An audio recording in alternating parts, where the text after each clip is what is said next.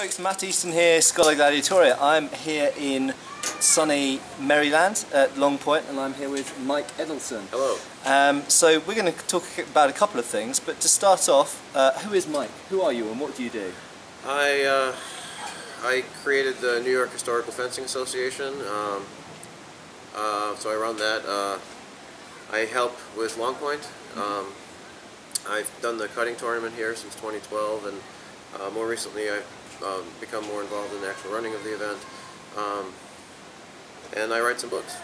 Cool. Okay, so cutting is what we're going to talk about in this video. So when you say cutting, so lots of people who watch my channel will know about test cutting, and I've made various videos, some bits of which you might agree with and some bits you might disagree with, on cutting and the importance of cutting. I think the thing that we definitely agree on is that cutting is fun and really useful, I think, for not only for adding another dimension to the reconstruction of European martial arts, but also just improving all-round swordsmanship, isn't it? Yes, I mean, absolutely. what do you see as the main purposes for cutting? The main purpose is if you want to actually learn a historical art, and you don't just want to learn something that looks like a historical art so you can go play with your friends, but you want to actually do things as close to historically as you can. You want to be able to, so we're learning to use swords, right? So let's take a hypothetical situation where you've got this great tournament fighter, right? And he picks up a sword, and we tell him, hey, this wet straw thing that we made here, why don't you cut that with your sword? And he goes, okay, I'm a great tournament fighter. He comes over and he hits it and it flies off the stand or whatever. And he's like, oh. So, I mean, here's a guy who's been training for, let's say, 10 years, right? Yeah. What's he been training exactly?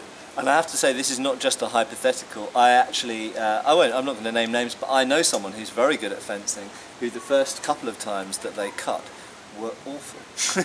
Really, really bad. They were just hitting it across. And that means this person, or in my case, it's still hypothetical, because unfortunately the number of people that fits has gone down to maybe zero, but hypothetically, that person has been training for X number of years in moving the wrong way, right? Michael Chittister actually came up with, of Wichtenauer, he came up with this I guess, way of looking at it. The masters who created this art knew how to cut, you know, and when you know how to cut and you understand the mechanics that go behind it, you understand that every movement that you make is influenced by those mechanics. So by default, those masters moved a certain way. And if we're not moving in a way that enables, facilitates the ability to cut with a sword, we're not moving like they did. So in terms of, because I realise not all the viewers will necessarily know this, largely here it's the cutting of tatami mats, isn't it? So what is a tatami mat? A tatami mat is Japanese carpet. Japanese carpet? Yeah, if you've ever been to Japan or a Japanese museum or whatever, you've seen that they have this nice flat a bamboo straw looking thing, right, and that's tatami. And what happens is the top layer of that is replaceable. So back, the way cutting started in Japan as a form of martial practice is in World War II they wanted to arm all their soldiers with swords, well, the NCOs and officers. And they created this school, Toyamaru School, and they taught them how to use the swords, and they went out into the world and did various awful things. But then they were coming back from doing these awful things, and they were like, hey, so I tried cutting this guy, and my sword bent, and it didn't go very well. And but we taught you.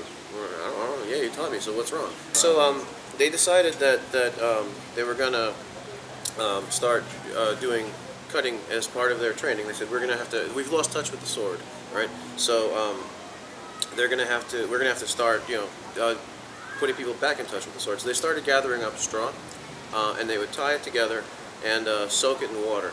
And this is kind of has some similarity to stuff that Matt Gallis has found, and I think you found. Yeah, I mean, straw and clay, right? Yeah, and well, we've talked quite a bit, and you've done some clay cutting. We'll talk about clay cutting in a minute, but certainly in Arabic and Persian sources, there's reference to cutting clay, and there's references to cutting straw men or straw objects in a Russian Cossack manual. We know also that they were cutting, in the Victorian period, they were cutting all sorts of things, as I've talked about in previous videos. Even, you know, down to fruit and fish and all sorts of strange things. So. Yeah, so they picked straw because straw, cutting is severing fibers, whether it's clothing fibers or muscle fibers. Do bones have fibers? I don't know. That's one for the okay. Well, mostly medics out there. it's mostly separating fibers, and straw as fibers, right? Straw reacts in similar ways. Not that it's a simulator. It doesn't. You can't say that if I cut this straw, I can cut this. It's just it reacts in similar ways, and because if you tie it up into a bale and you cut it, it leaves feedback. Like your cut is straight, your cut is scooped, your cut is this, your cut is that. So one day, and I made this up, I don't know how it actually happened. One day, these dudes are walking around gathering up all the straw, they're all sweaty, right? And they've worked hard, and then they walk past someone's house, and they notice about the dumpster out back, there's all this, used carpeting, which is made out of straw. And they drop their straw, and they're like, oh, we're so stupid! So they grabbed all this, they went around collecting all this used tatami, and they still cut that today. Used tatami is Really? the flooring product that they replace because it gets dirty, right? So I wish carpet worked the same way without having to replace the whole thing. But yeah, so then they realized that this straw stuff, and all you have to do is roll it up and soak it, and you don't have to go out gathering it. So tatami is essentially straw. So an important element is they're not just tatami mats rolled; they're also soaked, aren't Yes. they? Usually overnight or Overnight, yeah. And it's that they're quite full of water, in fact, aren't they? And Yes. it's that particular texture you get from the straw that's been soaked that gives a sort of dense but relatively easy to cut material. Right. Yeah. That It's gives you density. this very good feedback and gives a very clean line when you cut well. If you cut well, yes. it gives a very clean line through Yes. it. And as Mike said, so one of the things in Japanese cutting, which is tamishigiri, is one of the ways that they judge it is they judge a straight line to be good and a scooped line or curved line to be not good or Right. not so good. Could you tell us a bit more about that Sure. and how that's judged? Well, there's several reasons. I mean, first of all, anyone who's ever worked at a butcher shop will know the answer to this right away, right? If you take a butcher axe and you strike it into a carcass, if you allow that axe to turn, first of all, let's say you were going to cut this much, you're going to cut much less than that. Plus, it's going to get stuck. So, and that's bad productivity for a butcher because he has to then constantly yank his axe out, right? For a swordsman, that could mean death. Right? Whether it's because there's another opponent or because this opponent has yet to die, you can't get your sword out of him and he's about to die and he doesn't like you because you have done this to him. Right? So we have that. And the other reason is when you're cutting, right? Obviously a cut doesn't have to be perfect, right? Your technique doesn't have to be perfect. Anyone who's ever been in any sort of altercation or maybe deployed to overseas or they know that your training, your technique, everything suffers when under stress, and because it's a dynamic situation, right? You're not perfectly set up, So what you do is you train to be the best you can in an ideal environment, and then so when your technique does suffer under stress, it becomes it's that much better. Yeah. So you want your cut to be as good as possible for that reason. Okay. So when your cut is straight, that means all of your force. First of all, your trajectory is straight, so you're not going to get that turning and getting stuck thing. Second of all of your force and power is directed along the path of the sword, right? If you're starting to turn like this, right, some of your power is directed laterally. That's also, for example, another criteria is if you cut clean, the target just kind of slides off, right, or the severed part. If you cut, you could have a straight line, but the target might go flying, right? It's a similar concept in a different way, where some of your force is transmitted laterally, and that takes away from. Will it be just as lethal? Maybe. It might not go as deep, whatever. But again, you want to train it to be as good as possible so that you preserve more of that under duress.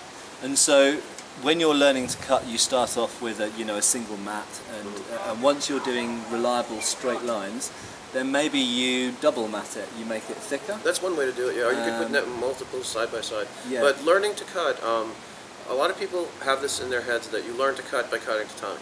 And that's not true. Cutting tatami is not some separate special skill. You learn to cut by swinging in the air. As a matter of fact, if you have a teacher who, let's say you're a 15th century fencing master, you've gone out and you've killed people with your sword, or you're experienced enough that you know how a sword works, you don't actually have to have your students cut to see what they're doing wrong. Cutting tatami is a form of calibration. So you're training in air, but you think it's right because it looks right, it feels right to you, but you can't be sure. I mean, I can verify in the 19th century that British military doctrine said that when you were practicing your moulinets, practicing your cuts with the sabre, if the sabre made a swish in the air, then you were doing it right, and if it made this kind of flap sound, then you had the edge alignment wrong. And anybody who has swords, even if you've got a wall hanger that you swing around, will know when you get the edge aligned, it makes a sort of whistle sound. So absolutely, you can practice in the air. You don't have to have a physical target. I think there's, isn't there an Italian source that mentions that too? There might be. I'm not sure. I seem to recall, but I'm not sure. Cool. And so, just out of interest, what's your background in cutting? Did you have a Japanese sword background before? I did, yes. Yeah. So tell us a bit about that. I started in 1990, actually. I started on my own because back then the world was a lot bigger.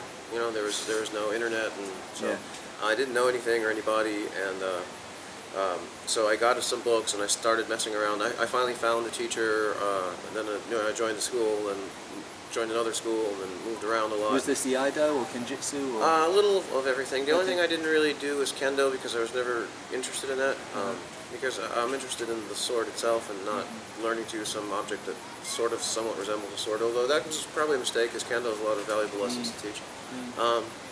But yeah, so then I had various teachers over the years, but I studied Yagyu Shinkageru for a while in the early 2000s, and that was very valuable. And then I found Sang Kim.